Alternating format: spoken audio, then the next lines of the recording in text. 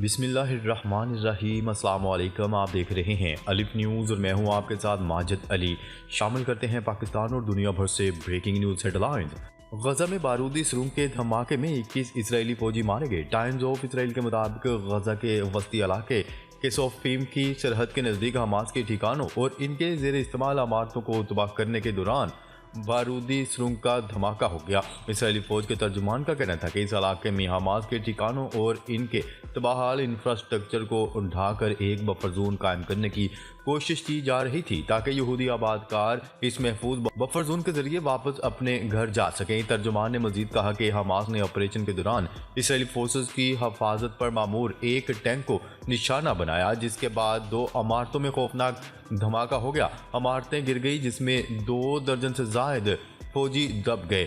قبل ازیں اسرائیلی فوج نے حماس کے اس حملے میں 10 فوجیوں کی ہلاکت کی تصدیق کی تھی، تاہم اب یہ تعداد 21 ہو چکی ہے۔ کیا رہے کہ اب تک غزہ میں مارے جانے والے اسرائیلی فوجیوں کی تعداد 219 ہو گئی ہے۔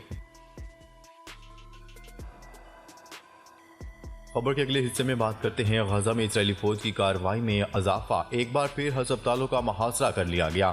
غزہ پر اسرائیلی بمباری کا سلسلہ مسلسل 4 ماہ سے جاری ہے۔ اسرائیلی فوج نے غزہ میں اپنی وحشیانہ کارروائیاں تیز کرتے ہوئے خان یونس میں ناصر میڈیا کمپلیکس العمل ہسپتال کا محاصرہ کر لیا، جبکہ الخیر ہسپتال کے طبی ارکان کو بھی یرغمال بنا لیا گیا۔ اسرائیلی جنگی طیاروں سے غزہ کی پٹی کے علاقے رفح سمیت خان یونس کے بے گھر فلسطینیوں کی پناہ گاہوں اور دیگر رہائشی علاقوں پر شدید بمباری سے گزشتہ 24 گھنٹوں میں مزید 200 سے زائد فلسطینی شہید ہو گئے۔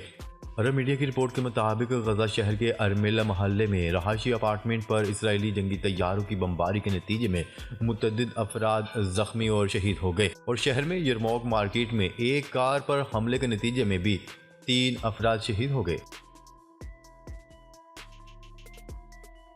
خبر کے اگلے حصے میں بات کرتے ہیں اسرائیلی وزیراعظم کی ہٹ درمی برقرار، ایک بار پھر جنگ بندی اور قیدیوں کی رہائی کی پیشکش کو مسترد کر دیا۔ اسرائیل کے وزیراعظم نیتن یاہو نے حماس کی جانب سے جنگ کے خاتمے اور اسرائیلی فوج کے انخلاء، قیدیوں کی رہائی اور غزہ پر ان کی حکومت کو قبول کرنے کے بدلے میں اسرائیلی قیدیوں کی رہائی کی تجویز مسترد کر دی۔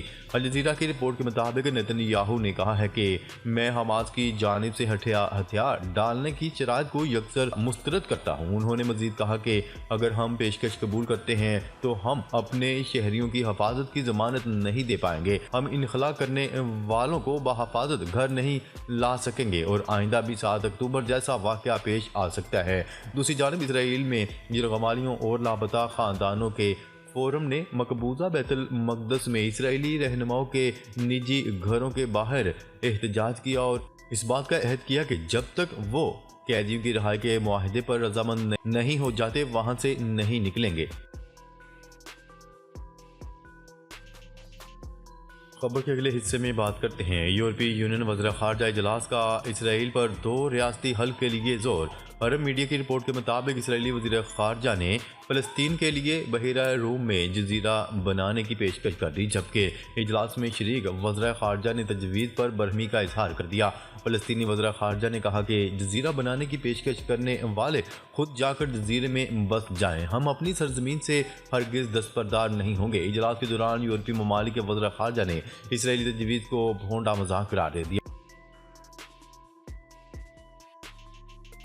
خبر کے اگلے حصے میں بات کرتے ہیں برطانیہ اور امریکہ نے حماس کو مالی مدد فراہم کرنے والوں پر پابندیاں عائد کرنی۔ برطانیہ اور امریکہ نے مشترکہ طور حماس اور اسلامی جہاد کو مالی معاونت فراہم کرنے والوں پر نئی پابندیاں عائد کرنے اور اثاثے منجمد کرنے کا اعلان کر دیا۔ برطانوی حکومت نے ایک بیان میں کہا کہ امریکہ اور برطانیہ کی جانب سے مشترکہ پابندیوں کا شکار ہونے والوں میں اسلامی جہاد اور حماس کے اہم 5 فگرز اور ایک ادارہ شامل ہے۔ اقدام سے دہشت گرد گروپوں کو فنڈز اور امداد کی ترسیل روکنے میں مدد ملے گی۔ گزشتہ سال کے آخر میں بھی حماس اور اسرائیل کے ایرانی سپورٹرز پر کئی پابندیاں عائد کی جا چکی ہیں۔ دوسری جانب برطانوی وزیر خارجہ ڈیوڈ کیمرون کا کہنا تھا کہ پابندیاں حماس کے لیے اہم پیغام ہے۔ برطانیہ اور اس کے شراکت دار پرعزم ہیں کہ دہشت گردوں کو مالی معاونت فراہم کرنے والوں کے چھپنے کے لیے کہیں بھی کوئی جگہ نہیں۔ غزہ میں پائیدار جنگ بندی کے لیے ضروری ہے کہ حماس کے اقدار خاتمہ ہو اور وہ اس قابل نہ رہے کہ اسرائیل کے لیے خطرہ بنے۔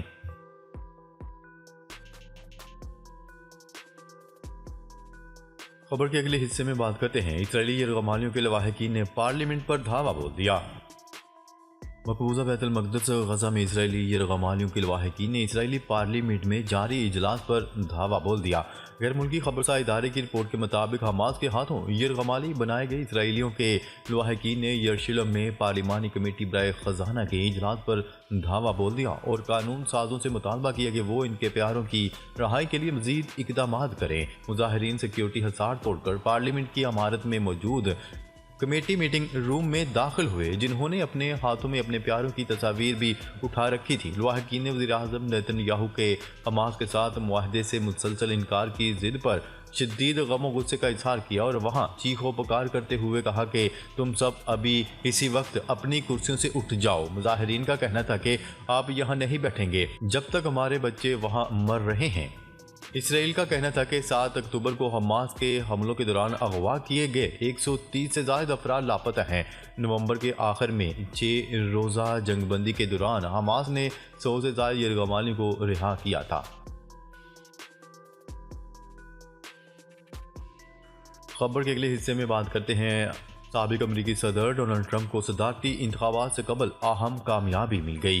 امریکی ریاست فلوریڈا کے گورنر نے 2024 کی صدارتی دوڑ سے دستبردار ہو کر سابق امریکی صدر ڈونلڈ ٹرمپ کی حمایت کا اعلان کر دیا۔ غیر ملکی خبرساں ادارے کی رپورٹ کے مطابق سابق امریکی صدر ڈونلڈ ٹرمپ کو صدارتی الیکشن سے قبل اہم کامیابی ملی ہے، کیونکہ فلوریڈا کے گورنر اور ان کے حریف رون ڈی نے الیکشن سے دستبرداری کا اعلان کرتے ہوئے ان کی حمایت کر دی۔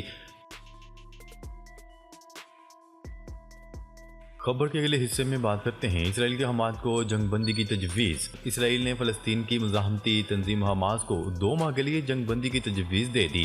غیر ملکی خبرساں ایجنسی کی رپورٹ کے مطابق اسرائیل تمام یرغمالیوں کی رہائی کے لیے غزہ میں 2 ماہ کے لیے جنگ بندی پر آمادہ ہو گیا۔ اسرائیل کی جانب سے جنگ بندی کی تجویز قطری اور مصری ثالثوں کے ذریعے حماس کو دی گئی۔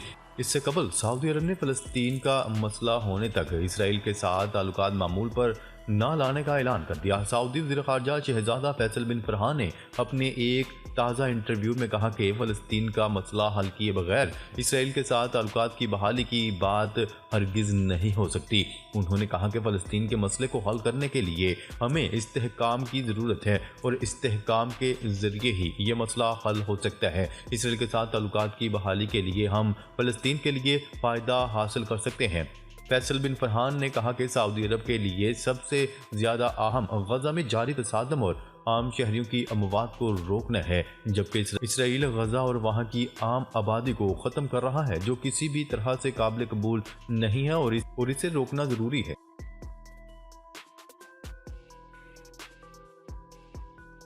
خبر کے اگلے حصے میں بات کرتے ہیں تورخم سرحد 10 روز بعد تجارت کے لیے کھول دی گئی۔ افغان ڈرائیورز کو سفری دستاویزات بنانے کی مہلت۔ کسٹمز رائے کا کہنا ہے کہ افغان ڈرائیورز کو سفری دستاویزات بنانے کے لیے 31 مارچ تک مہلت دی گئی ہے۔ 1 اپریل سے بغیر سفری دستاویزات کے کارگو گاڑیوں کا پاکستان میں داخلہ ممنوع ہوگا۔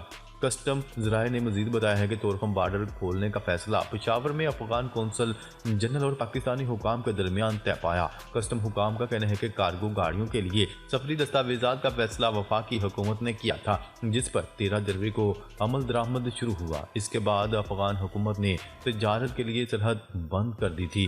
ناظرین، اب تک کے لیے اتنا ہی۔ مزید خبریں لے کر بہت جلد آپ کی خدمت میں حاضر ہوں گے۔ تب تک کے لیے اپنا خیال رکھیے گا۔ اللہ نگہبان۔